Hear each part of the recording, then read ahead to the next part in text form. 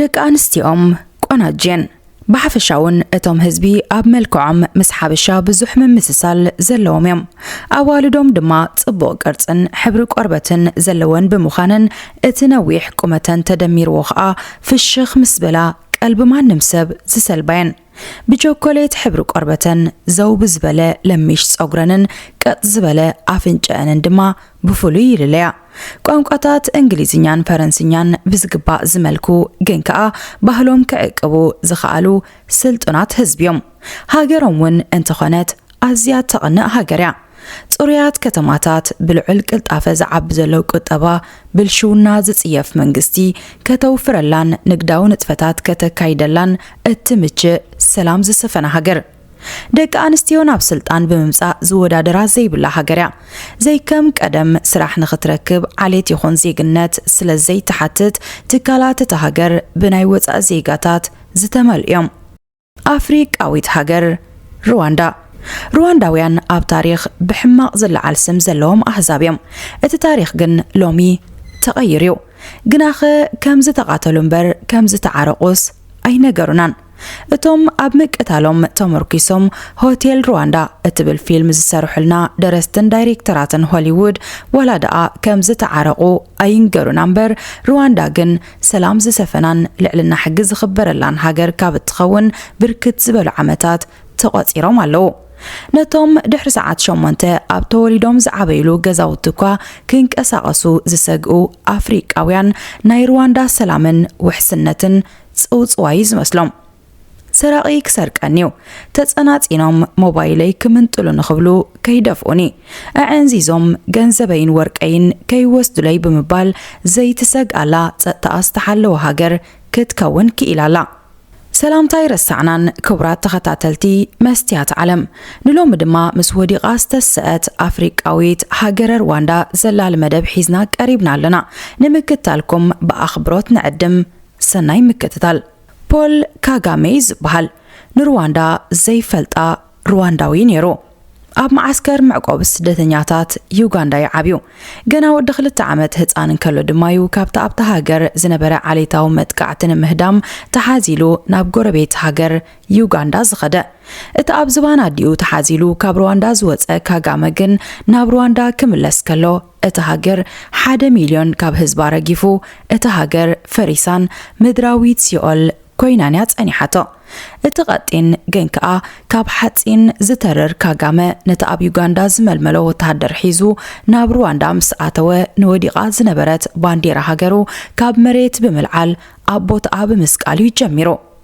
ነታ ፍጹም ዝፈረሰት ሃገሩ ንኽሕድሳ ተሰዲዱ ንዝነበረ ህዝቡ ንኽመልሶ ነቲ ንህዝቢ ዘሳደደ ኣካል ይቕረ ይኹንካ ክብልን ነታ ኣብ ውሽጢ 100 መዓልታት ጥራይ 800,000 ህዝቢ ዝሃለቕዋ ሩዋንዳ ናይ ዓለምና ምልክት ሰላምን ውሕስነትን ንኽገብራ ውሕዳት ዓመታት ጥራይ ሓቲትዎ እተን ትማሊ ብጅምላ ዝዕመፃን ዝድፈራን ዝነበራ መጻይአን ድማ ብሰብኡተንን ኣቦታተንን ዝውሰነለን ዝነበረ ደቂ ኣንስትዮ ሩዋንዳ ሎሚ ንኣገደስቲ ጽፍሕታት እቲ ሃገር ብምቁፅጻር ነቲ ሃገር ዝዝውርኣ ንሳተን እየን ኣብ ሩዋንዳ ነቲ 61 ሚእታዊት ካብ ጠቕላላ ኣባላት ባይቶ ን51 ሚእታዊት ካብ ሚኒስትራት ን50 ሚእታዊት ካብ ደያኖት ሃገር ን47 ኣማሓደርቲ ከባቢታት ን33 ሚእታዊት ካብ ከንቲባታት ደቂ ኣንስትዮን ዝሽፍኖ እዚ መጠን ቁጽሪ ደቂ ኣንስትዮ ድማ ኣብ ዝኾነ ዲሞክራሲያዊት ሃገር ዝርከብ ኣይኮነን እዚ ነገር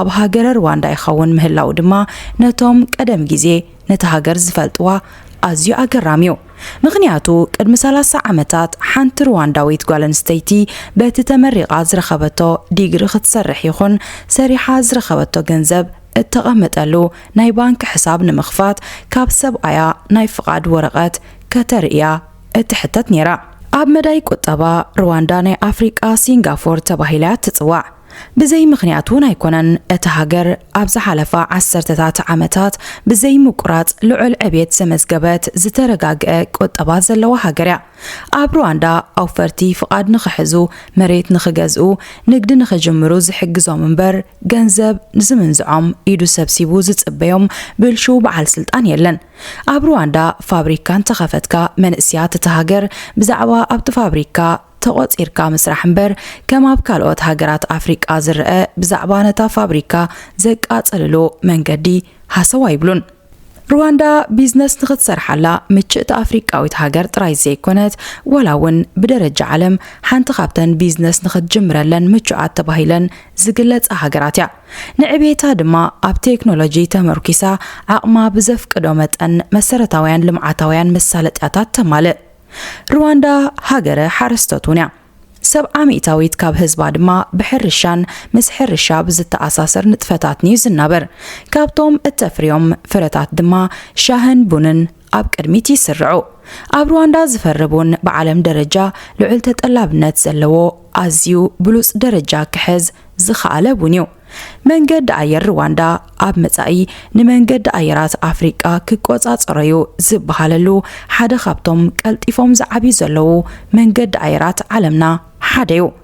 እቲ ንሓደሽቲ ሃገራት ፈታን እዩ ተባሂሉ ዝግለጽ ኢንዳስትሪ አቪዬሽን ንሃገር ሩዋንዳ ብዙሕ ዝኸበዳ ይመስልኒ እዩ። መንገዲ ኣየር ሩዋንዳ ቀስ እንዳበለ ኣብ ዕቤት ዝርከብ መንገዲ ኣየር እዩ። ጂኦግራፊያዊ አቀማመጣ ሩዋንዳን ቅርጽ መሬታን መስሕብ ብርክት ዝበሉ በጻሕትን ማእከል ብርክት ዝበላ ዓለም ለኻውያን ትካላትን ክትከውን ምኽኣላ መንግስቲ ነቲ ጽላት ሂብዎ ዘሎ ትኹረትን ካብኡ ሓሊፉ ድማ እቲ ናይ መንገዲ ኣየር እቲ ሃገር ዕብየት ብክኢላታትን ምሁራትን ክምራሕ ብምግባሩ ኣብ ዕብየት እቲ መንገዲ ኣየር ልዑል ተራ ከም ዝተጻወተ እዩ ዝሕበር። ርእሰ ከተማ ሩዋንዳ ኪጋሊ ትበሃል። እታ ዝጸረየት ኣፍሪቃዊት ከተማ ዝብል ማዕረግ ዝረኸበት ከተማ እያ። ጽሬትን ንጽህናን ግን ኣብ ኪጋሊ ጥራይ ዘይኮነ ኣብ መላእ ሩዋንዳ ይዝርከብ።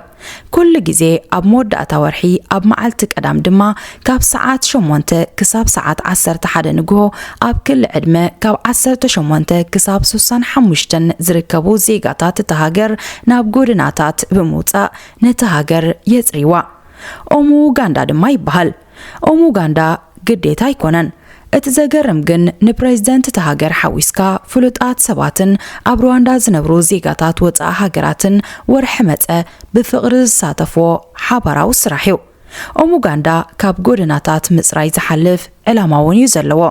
እቶም ቡኪናት ሓድሕድ ተመቓቒሎም ዝነበሩ ዜጋታት እቲ ሃገር ኣብ ሓደ ቅርዓት ክእከቡ ዝገብር መድረኽ እዩ።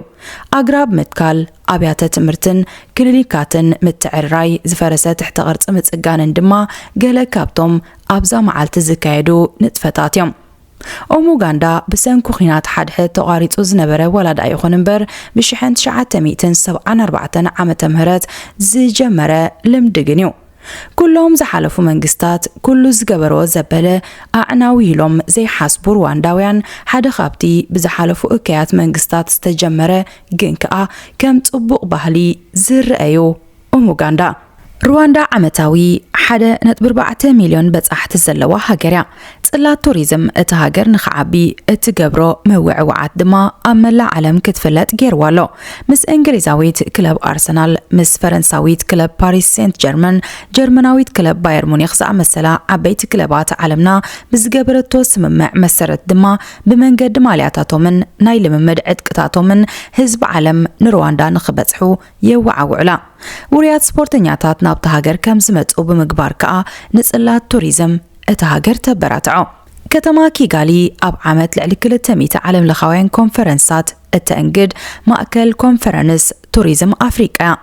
ሩዋንዳ ሰላማዊት ሃገር ብምዃናን ዘለዋ ትሕቲ ቅርጽን መንግስቲ ነቲ ዓውዲ ኣተኩሮ ሂቡ ይሰርሓሉ ምህላውን ንኮንፈረንስ ቱሪዝም ተመራጺት ክገብራ ካብ ዝኽኣለ ረቑሒታት እዩ። እቲ ኣብ 2016 ዓመተ ምህረት ዝተመረቐ ማእከል ኮንቬንሽን ኪጋሊ እውን ማእከል ኮንፈረንስ ቱሪዝም ንኽትከውን ካብ ዝኽኣላ ካልእ ምኽንያት እዩ። ኣብ ሓደ ግዜ 5,000 ኣጋይሽ ከእንግድ ዝኽእል ናይ ትርጉም ኣውዲዮ ቪዥዋል ቅልጡፍ ኢንተርነትን ካልእ ዘመናዊ መሳርሒታትን ዝተገጥመሉ ኣዳራሻትን ኣብ ውሽጡ ሒዙ ዘሎ ህንጻ ድማ እዩ። ኣብ ማእከሉ 12,000 ትርብዒት ኪሎሜትር ስፍሓት ዘለዎ ማእከል ኤግዚቢሽን፣ ኮንሰርታትን ኣኼባታትን ዘካይድ ማእከል ኮንቬንሽን፣ መጻወት ሜዳ ኩዕሶ ሰኪዔት፣ ሬስቶራንታትን ባርን ከምኡውን ካፈታት ሒዙ ዘሎ ህንጻ እዩ።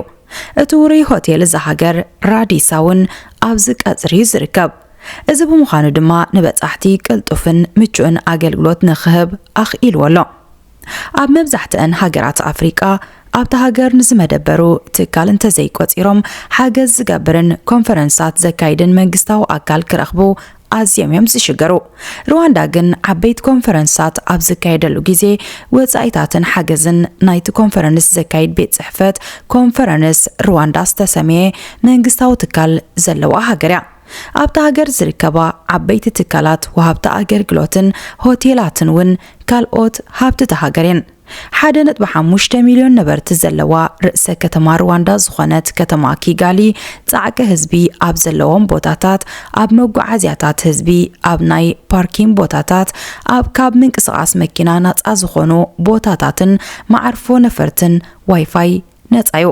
ሩዋንዳ ኣብ ጽላት ጥዕና ብእተርእዮ ዘላ ቅልጡፍ ገስጋስ ብኣብነት ካብ ዝጥቀሳ ሃገራት ኣፍሪቃ ሓንቲ እያ። ብ1994 ዓመተ ምህረት ማእከላይ ገምጋም ዕድመ ሓደ ሩዋንዳዊ ዜጋ 30 ዓመት ነይሩ። ሎሚ ግን ማእከላይ ገምጋም ዕድመ ሓደ ሩዋንዳዊ ዜጋ 68 ዓመት ክበጽሕ ክኢሉሎ። እዚ ድማ ኣብ ጽላት ጥዕና ንኣመዝጊባቶ ዘላ ቅልጡፍ ገስጋስ ዘንጸባርቕ እዩ።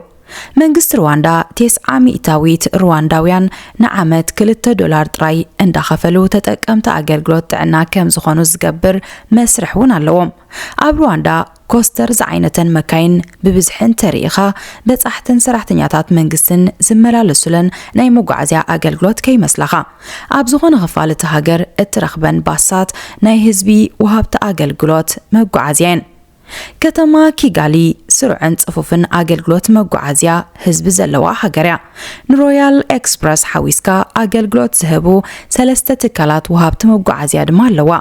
ካብ 2015 ዓመተ ምህረት ጀሚሩ ድማ ሩዋንዳ ክፍሊት ናይ ባስ ብካርድ እትቕበል ሃገር ክትከውን ክኢላ እያ። ከምቲ ኣብ መብዛሕትአን ምዕቡላት ሃገራት ዘሎ ከዓ ካርድኻ ብምትንካፍ ኢኻ ሕሳብ እትኸፍል። ኣብ መብዛሕትአን ሃገራት ምብራቕ ኣፍሪቃ ኣብ ሩዋንዳ ኣገልግሎት መጓዓዝያ ሞተውን ኣሎ። ኣብ ዝሓፀረ ግዜ ብቕልጡፍ ናብ ዝሓሰብካዮ ቦታ ንምብጻሕ ሞተር ሳይክላት መተካእታት ዘይብለን ኣማራጺታት እየን። ናይ ክራይ ብሽክሌታታት እውን ኣለዋ። ምምስራት መንግስታዊ ምምሕዳር ሃገር ሩዋንዳ ልዕሊ 30 ዓመታት ኣቁፂሩ ዘለዩ 30 ዓመት ወለደኣ ውሑድን ዕድመ ሓደ መንእሰይን ጥራይ ይኹን ሩዋንዳውያን ካብቲ ዘስካሕክሕ ህይወት ወፂኦም ኣብ ዝሎም በፂሖሞ ዘለው ደረጃ ክበፅሑ ምኽኣሎም ግን ጸለምቲ ኣህዛብ እንተዘይኮይኑ ነይሮም ብርግጽ ብዙሕ ምተዘርበሎም ነይሩ። ናይ ሎሚ ፕሬዚደንት እቲ ሃገር ፖል ካጋመ ካብ ስደት ተመሊሱ ንባንክን ታንክን እቲ ሃገር ምስተቆጻጸረ ኣብ ልዕሊ ጸላእቱ ኣይፈከረን ልዕሊ ናይ ተሰምዖን ሕነ ክፈድውን ኣይሓሰበን። ግን በንጻሩ ሓደ ማንም ሰብ ኣብ ኣፍሪቃ ክኸውን ይኽእል ኢሉ ሓሲቦ ዘይፈልጥ ተግባር እዩ ገይሩ። ንሱ ድማ ንበደለኛታት ይቕረ ኢሉሎም። እዚ ግን ብዝኾነት ዓለም ለኻዊት ሜድያ ክጥቀስን ንፖል ካጋመ ድማ እቲ ይቕረ ባህሊ ፕሬዚደንት ብምባል ክምጉስዎ ኣይተራዩን። ምክንያቱ ንሶም ኣብ ኣፍሪቃ ይቕረ ብምባል ከም ኣብነት ከልዕልዎ ዝደልዩ ንከም በዓል ማንዴላ እምበር ካጋመ ኣይኮነን። እቲ ምክንያት ድማ ማንዴላ ይቕረ ዝበለሎም ንጻዓዱ ክኸውን ከሎ ካጋመ ግን ንጸለምቲ ይቕረ ዝበለ። ሽልማት ኖቤል ዓለምና ነቶም ንረብሓ ጻዓዱ ንምዕራባውያን ሃገራትን ዝሰርሑ መራሕቲ ዝወሃብ ብምዃኑ ድማ እታ ናይ ሰላም ሽልማት ንማንዴላ ክትወሃቦን ከላ ካጋመ ግን ክሳብ ሕጂ ብሚድያታት ምዕራባውያን ሃገራት እቲ ውልቀ መልካዊ ፕሬዚደንት ተባሂሉ ዝጽዋዕ። ፕሬዚደንት ፖል ካጋመ ነታ ፈራሪሳ ዝነበረት ሃገሩ ክመርሕ ምስ ጀመረ እታ ቀዳሚት ዝወሰዳ ስጉምቲ ሰላም ክሰፍንን ዕግርግር ክውገድን ዝገብር መንግስቲ ምምስራት ነይሩ። ካብኡ ቀፂሉ ድማ ነቶም ኣብቲ ምጽናት ዓሌት ኢድ ዝነበሮም ዜጋታት ናብ ሕጊ ምቕራብ እዩ። እቲ መስርሕ ፍርዲ ድማ ብባህላዊ ኣገባብ ፍርዲ ሩዋንዳ ዝኾነ ሸንጎ ከም ዝካየድ ተገይሩ። መስርሕ ፍርዲ ጋቻቻ ሸንጎ ድማ ይዝበሃል።